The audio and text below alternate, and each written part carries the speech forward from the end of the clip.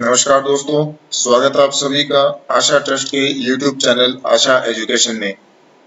दोस्तों, C program practical की इस वीडियो सीरीज का ये दूसरा वीडियो है। इस वीडियो सीरीज में हम सी लैंग्वेज के इम्पोर्टेंट प्रोग्राम को डिस्कस करते हैं। इन प्रोग्राम को हम लिखने के साथ साथ कंपाइल और एग्जीक्यूट करके भी देखते हैं कि हमें किस प्रकार से आउटपुट प्राप्त होता है। तो दोस्तों, शुरू करते हैं।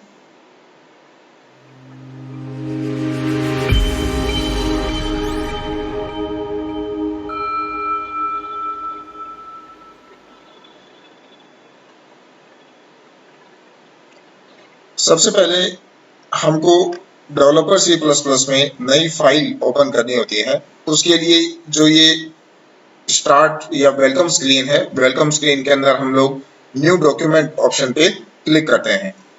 तो इस प्रकार से ये हमारी नई फाइल ओपन हो जाती है। यहाँ हम प्रोग्राम को टाइप कर सकते हैं। तो अपने शुरू में एक बार कमेंट लाइन लिख लेते हैं, जिससे कि हमको ध्यान रहे कि हमको किस बारे में प्रोग्राम बनाना है। तो हमारा जो आज का क्वेश्चन है वो क्या है कि कैलकुलेट एरिया ऑफ सर्किल। तो अपने लिख लेते हैं कैलकुलेट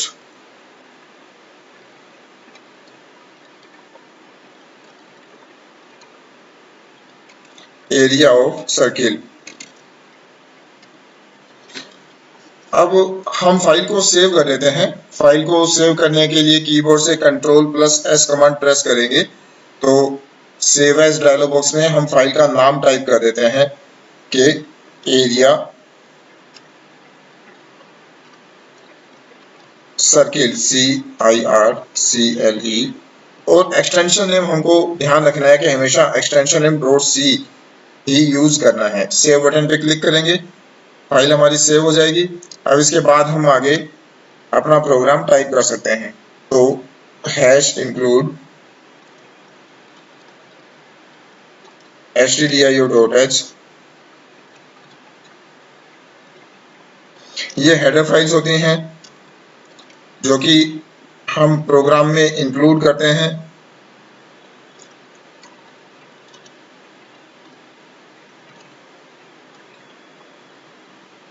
और इन हेडर फाइल्स को इंक्लूड करने के बाद में हम मेन फंक्शन शुरू करते हैं।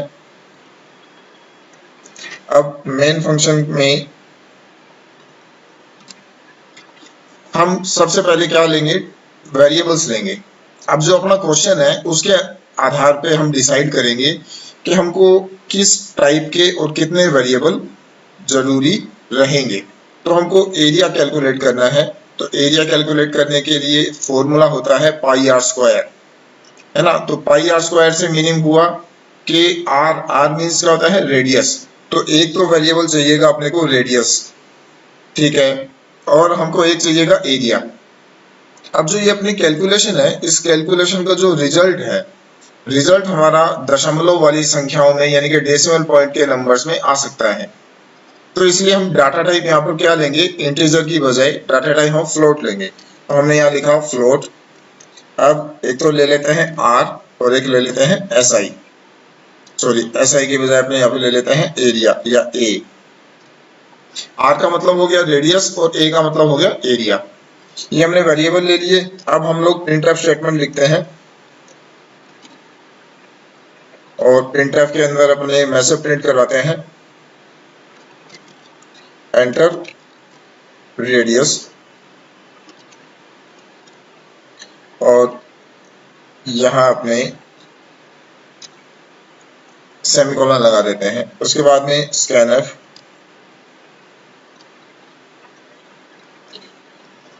स्कैनफ के अंदर अपने %f कंट्रोल स्ट्रिंग लिखी, उसके बाद कोमा लगा के एड्रेस ऑफ आर। जो स्कैनफ स्टेटमेंट है मैंने आपको पहले भी बताया कि बहुत ध्यान से लिखना होता है। अब वेरिएबल तो हमने लिए हैं दो, लेकिन स्कैनफ में रीड कितने को करना है, रीड सिर्फ एक को ही करना है। यदि अपने को रेडियस बता दी जाएगी यानी त्रिज्या बता दी जाएगी तो हम उसके आधार पे वृत्त का क्षेत्रफल यानी एरिया ऑफ सर्किल कैलकुलेट कर सकेंगे। अब अपने को फॉर्मूला लिखना है। एरिया ऑफ सर्किल का जो अपना फॉर्मूला होता है वो क्या होता है, पाई आर स्क्वायर। तो पाई आर स्क्वायर को कैसे लिखेंगे, पाई की वैल्यू कितनी होती है, पाई की वैल्यू होती है 22/7। या आप यूँ कह सकते हैं कि 3.14 आगे। लेकिन हमको यहाँ पे क्या करना है, फॉर्मूला अप्लाई करना है। फॉर्मूले के लिए अपनी उसको कैसे लिखेंगे, फॉर्मूले को देखिए ध्यान से। अपने यूँ लिखेंगे कि आर आर है ना, स्क्वायर, स्क्वायर का मतलब क्या हो गया, आर इंटू आर है ना, पाई आर स्क्वायर। तो यहाँ पे अपन ने पाई की वैल्यू देखिए इस तरीके से लिखी, पाई की वैल्यू कितनी हो गई 22/7 और आर इंटू आर है ना। तो आपस में हमने क्या किया, 22 गुणा आर और डिवाइडेड बाई 7, डिवाइडेड बाई हमने 7 से इसको भाग दे दिया। तो इस तरीके से अपना ये और फॉर्मूला अप्लाई हो गया। अब फॉर्मूला अप्लाई होने के बाद में जो रिजल्ट है, रिजल्ट कहाँ स्टोर हो जाएगा, कैलकुलेशन के बाद में ए में। और आगे अपने क्या करते हैं, प्रिंट एफ स्टेटमेंट लिखते हैं। प्रिंट एफ के अंदर जो अपना रिजल्ट है वो प्रिंट करवा दिया जाएगा। तो area of circle equals to, अब यहाँ पे अपने लिख देते हैं %f। अब %f यहाँ पे मैंने लिखा, देखो ध्यान से क्या लिख रहा हूं मैं, 0.2। अब ये क्यों लिखा, आपको मैंने पीछे वाले प्रोग्राम में भी बताया था कि by default floating point numbers को जब प्रिंट करवाया जाता है तो जो आउटपुट स्क्रीन है उस पर डेसिमल पॉइंट के बाद में 6 ट्रेलिंग डिजिट्स दिखाए जाते हैं। लेकिन हम ये चाहते हैं कि डेसिमल पॉइंट के बाद में केवल 2 डिजिट ही दिखाए जाने चाहिए। तो इसलिए हमने % और f के बीच में और ये 0.2 लिखा है। अब इसके बाद में हम लोग getCH फंक्शन का यूज करेंगे। getCH फंक्शन का यूज भी आपको बताया हुआ है। इनपुट फंक्शन होता है जो एक कैरेक्टर को रीड करता है, और यहाँ हमने इसको क्यों लिखा है, ताकि आउटपुट स्क्रीन को कोई बटन दबाने तक रोका जा सके। तो ये सारी चीज हम पहले वाले प्रोग्राम में भी डिस्कस कर चुके हैं। तो हमने इस तरीके से प्रोग्राम लिख लिया है। अब प्रोग्राम को सेव कर देते हैं। सेव करने के लिए क्या कमांड है, Ctrl+S कमांड हमने प्रेस करी। अब फाइल जो अपने सेव हो चुकी है, इस फाइल को कंपाइल और एग्जीक्यूट करना है। कंपाइल और एग्जीक्यूट करने के लिए अपने शॉर्टकट कमांड क्या होती है, शॉर्टकट कमांड होती है F11 है ना, या अपने एग्जीक्यूट मेन्यू में कंपाइल एंड रन ऑप्शन पे क्लिक कर सकते हैं। तो मैंने इस पे क्लिक किया, अपनी जो फाइल है वो रन हो गई है। इसमें मैं एक बार जो एंटीवायरस है उसको डिसेबल कर देता हूं, अदरवाइज एंटीवायरस जो है वो प्रॉब्लम करेगा। तो यहाँ पर आउटपुट स्क्रीन अपने सामने है और इसमें लिखा हुआ आ रहा है एंटर रेडियस। अपने एक बार सिंपल वैल्यू दे देते हैं ताकि कैलकुलेशन और जो रिजल्ट है वो अपने को अच्छे से समझ में आ जाए। तो मैंने रेडियस इनपुट किया 7। अब 7 कुछ भी हो सकता है, सेंटीमीटर या मीटर, अपने को सिर्फ डिजिट या वैल्यू इनपुट करनी है। अब मैं एंटर बटन प्रेस करता हूं तो देखिए लिखा हुआ आया कि area of circle equals to 154। तो 154 क्या आ गया, ये वृत्त का क्षेत्रफल आ गया। किसके आधार पे, जो हमने रेडियस इनपुट करी 7 उसके आधार पे। तो इस तरीके से हम डाटा इनपुट करते हैं, कंप्यूटर के अंदर हम लोग फॉर्मूला टाइप करते हैं और हम जो स्टेटमेंट लिखते हैं या जो मैसेज अपन ने लिखा उसके अकॉर्डिंग जो आउटपुट है वो कंप्यूटर जनरेट करके अपने को शो कर देता है। तो इसमें सीखने और समझने वाली बात क्या क्या है, आपको मैं सारी चीज फिर से एक बार बता देता हूं। इसको मैं, और जो अपनी विंडो है इसको मैं एक बार आउटपुट स्क्रीन को क्लोज कर देता हूं। अब देखिए जो ये हैश इंक्लूड, ये जो फाइल्स हैं ये हर एक प्रोग्राम में कॉमन होती हैं, हर बार अपने लिखते हैं, हर प्रोग्राम में इसको अपने लिखेंगे। ये क्या होती हैं, इनका क्या यूज है, क्या पर्पज है, ये सारी चीज मैंने आपको पहले भी बताई हुई है। फिर से मैं जल्दी से रिपीट कर देता हूं।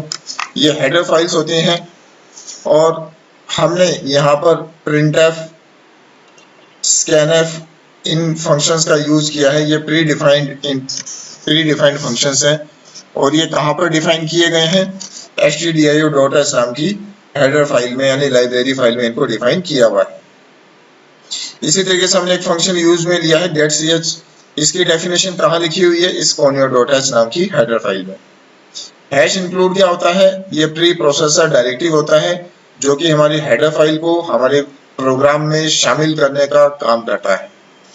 ये अपना मेन फंक्शन है जो कि यूजर डिफाइंड फंक्शन होता है, इसके अंदर हम लोग एक्चुअल प्रोग्राम लिखते हैं। उसके अलावा जो लास्ट का ये स्टेटमेंट है getch, और ये जो चीज है ये हम get.ch क्यों लिखते हैं, ये भी क्या है, एक प्रकार का इनपुट फंक्शन है जो कि एक अक्षर को रीड करता है। लेकिन हम लोग यहाँ पे इसका मिस यूज करते हैं, यानी कि इसका दूसरा यूज करते हैं कि जब तक आउटपुट स्क्रीन कोई बटन दबाने तक रोके रखना चाहते हैं, इसलिए हम लोग क्या करते हैं, get.ch फंक्शन का यूज करते हैं। तो इस तरीके से ये हर एक प्रोग्राम की कुछ एक पार्ट्स हैं जो कि हर प्रोग्राम में कॉमन रहने वाले हैं, और ये जो बीच का पोर्शन है यही प्रोग्राम का हिस्सा है जो कि चेंज होता रहता है। तो ये सारी चीज अपने को ध्यान में रखनी है। तो इस तरीके से अपन ने देखा कि हमने एरिया ऑफ सर्किल कैलकुलेट किया। अब अपने नेक्स्ट प्रोग्राम यानी अगला प्रोग्राम देखते हैं। तो इसके लिए नई फाइल ओपन करने के लिए कमांड, शॉर्टकट कमांड क्या होती है, कंट्रोल एन। तो मैं कीबोर्ड से प्रेस कर रहा हूं कंट्रोल एन। ये अपनी नई फाइल ओपन हो चुकी है। अब यहां पर अपने को क्या करना है कि फ़ारेनहाइट और सेल्सियस है ना, टेम्परेचर नापने की जो यूनिट्स होती हैं, टेम्परेचर नापने की दो इकाइयां होती हैं, एक फ़ारेनहाइट और एक सेल्सियस। तो फ़ारेनहाइट को अपने सेल्सियस में कन्वर्ट कर सकते हैं या सेल्सियस को अपने फ़ारेनहाइट में कन्वर्ट कर सकते हैं। तो उसके लिए हम लोग ये प्रोग्राम बनाएंगे। तो चलिए देखते हैं। आपने यहाँ पे कमेंट लाइन में लिख लेते हैं कि कन्वर्ट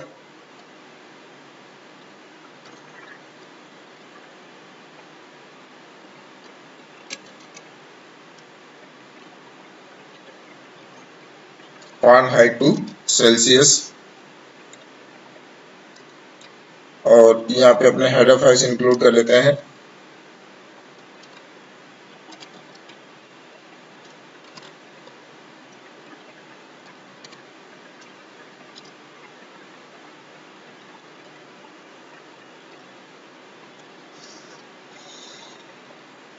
stdio.h, चाहे हेडर फाइल stdio.h को ऊपर लिख दो, चाहे conio.h को ऊपर लिख दो, उससे कोई फर्क नहीं पड़ता है।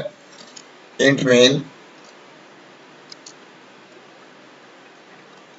अब यहाँ पे अपना और एक्चुअल जो प्रोग्राम है, इस प्रोग्राम के अंदर जो अपने वेरिएबल्स हैं वो वेरिएबल्स कितने लेंगे और किस टाइप के लेंगे। तो फ़ारेनहाइट टू सेल्सियस जो अपना क्वेश्चन है उसके अकॉर्डिंग क्या हो सकता है कि आंसर वही अपना और फ्लोटिंग नंबर्स में आ सकता है, यानी डेसिमल पॉइंट वाले, दशमलव वाली संख्या में अपना रिजल्ट आ सकता है। तो इसलिए हम लोग क्या लेंगे, फ्लोट डाटा टाइप का यूज करेंगे और दो अपने वेरिएबल ले लेंगे f और c। इसके बाद में अपने मैसेज प्रिंट करवाते हैं, printf एंटर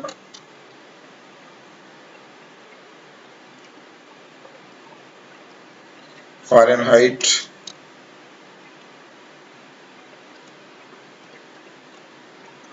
और स्कैनफ क्या करेगा, फ़ारेनहाइट की वैल्यू को रीड कर लेगा। तो उसके लिए अपने कंट्रोल एफ परसेंट एफ जो है कंट्रोल स्ट्रिंग का यूज किया, और यहाँ अपने लिखते हैं कि एड्रेस ऑफ एफ। अब यहाँ पे सेंटीग्रेड इक्वल्स टू अपने यहाँ पे फॉर्मूला टाइप कर देते हैं। क्या फॉर्मूला होता है,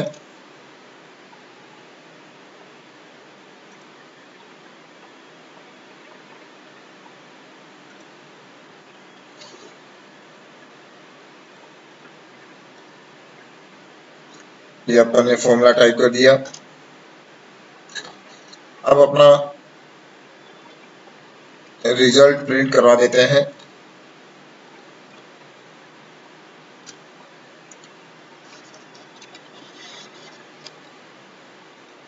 Celsius equals to percent points to F, और यहाँ पे अपने सेंटीग्रेड, सेल्सियस या सेंटीग्रेड की वैल्यू को प्रिंट करवा देते हैं get.ch, और इस तरीके से अपन ने यह प्रोग्राम टाइप कर लिया। फाइल को सेव कर लेते हैं। सेव करने के लिए कीबोर्ड से Ctrl+S कमांड प्रेस करी और यहाँ पे अपने फाइल का नाम लिख लेते हैं f2c, f2c.c। डॉट सी क्या हो गया, अपने फाइल का एक्सटेंशन नेम हो गया और सेव कर देते हैं। फाइल हमारी सेव हो चुकी है। अब इसको अपने को कंपाइल और रन करना है। उसके लिए शॉर्टकट कमांड होती है F11, तो कीबोर्ड से F11 कमांड प्रेस करते हैं। इसमें कुछ एरर बता रहा है।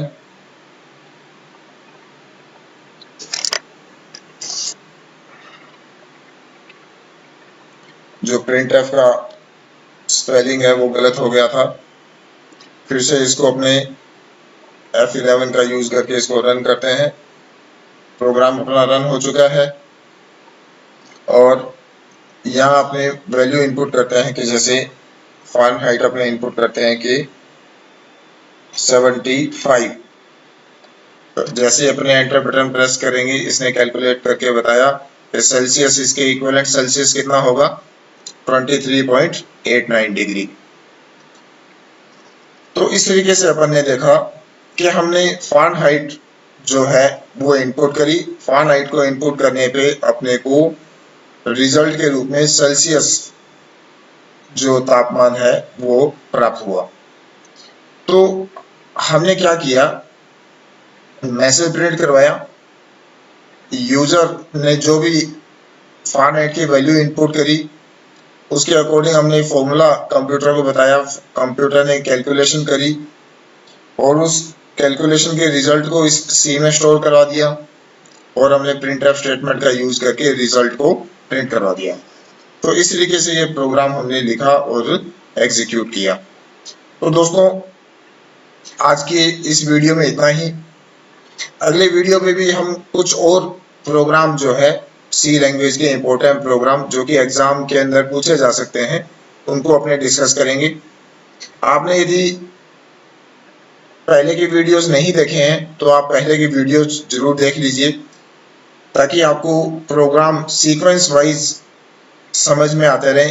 पहले हम लोग सिंपल प्रोग्राम जो कैलकुलेशन वाले प्रोग्राम है वो करेंगे, उसके बाद में कंडीशन वाले प्रोग्राम, फिर लूपिंग स्टेटमेंट वाले प्रोग्राम, उसके बाद में जो एरे फंक्शन या पॉइंटर उन सब से रिलेटेड जो भी प्रोग्राम आएंगे उनको अपने क्रमशः करते जाएंगे, सीक्वेंस वाइज करते जाएंगे। तो अगला वीडियो आप बिल्कुल भी मिस मत कीजिएगा। तो आज के लिए इतना ही। Thank you. चैनल को सब्सक्राइब कीजिए, बेल आइकन को भी प्रेस कीजिए ताकि हमारे द्वारा अपलोड किए जाने वाली वीडियो का नोटिफिकेशन सबसे पहले आप तक पहुंच जाए। वीडियो को लाइक और शेयर जरूर कीजिएगा। Thank you.